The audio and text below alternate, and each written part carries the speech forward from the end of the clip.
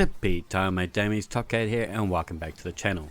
Today's build is focused on massive burst damage, and what better to use than the Splooge Master Parasite. Its trait, Worm's Hunger. This fires hive wounds which explode on impact. The size and damage scales with the number of enemies you've defeated before firing the weapon. With a max stack of 20, yellow bars and mages count as 4 Worm's Hunger for a quicker stacking. It fires slow with a long arc, so I would not recommend using this at range. It's meant to be used for close encounters and works best in order to proc the second trait, Worm Byproduct. Taking damage from your own worm projectile detonation empowers your weapons for a short time. Its base damage at 0 hunger hits approximately 100,000k. For every 5 byproduct it adds about 50k extra, and with max of about 20 stacks it's going to hit about 190% more for around 300k for an insane initial attack.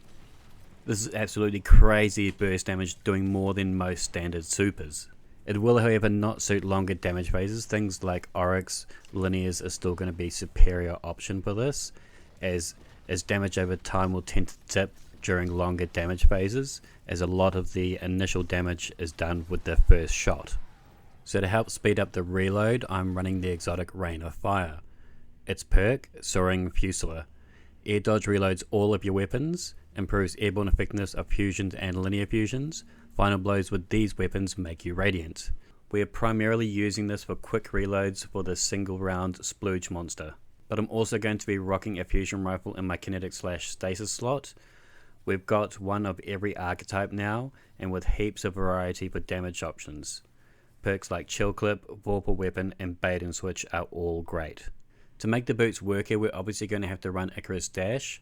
This will grant us Cure for airborne rapid kills, and give us 2 air dodge charges if we use this with Heat Rises, which we are.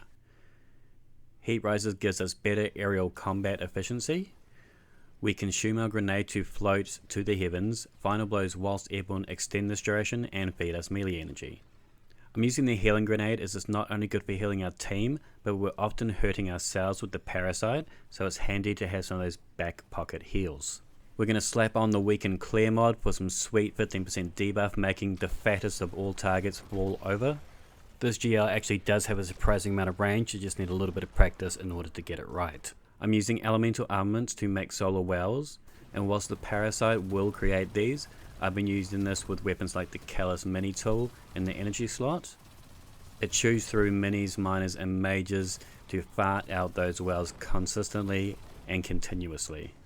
I'm rocking both high energy fire and Phantom Might. Running both of these gives me a level of flexibility with my damage buffs and makes it easier to set up for damage for the parasite in between these damage phases. We're going to be running Supreme Well Maker so I can activate high energy fire when we activate our Well of Radiance. This makes sure you're making the most of all your damage phases. I'm rocking double ammo finders. Loader is very handy if you're doing any activity that doesn't require the Unstop mod. The parasite is absolutely amazing at destroying champs. Each reserve mod makes 1 worm for a max of 11 rounds, and we've also got space for our scavengers. I've been using Celestial Fire, Ember of Torches and Ember of Solace. This combo keeps you with Radiant for longer, and I find the Celestial melee works better whilst we're in the air. Ember of Singeing is going to grant us Rift energy when we're scorching. It's very handy with the Incandescent mod on our mini miter. And we've got 1 free space here. I'm using this as a bit of a placeholder. I just really wanted the extra resilience. Our top 3 stats would be Resilience, Recovery and Discipline at 100 if possible. Then Strength, Intellect and lastly Mobility. Come Lightfall, Linears are going to be getting a nerf of some kind. We don't know what yet, but they have stated this will be the case, which led me to make this simple but effective build. It's excellent at burst damage. The parasite is madness in a bottle, both comical and destructive, and you're really going to want to give this a go for yourself. You shan't be disappointed. I'll leave a dim in the description. If you're new and you enjoyed, feel free to sub and ring that bell for weekly content.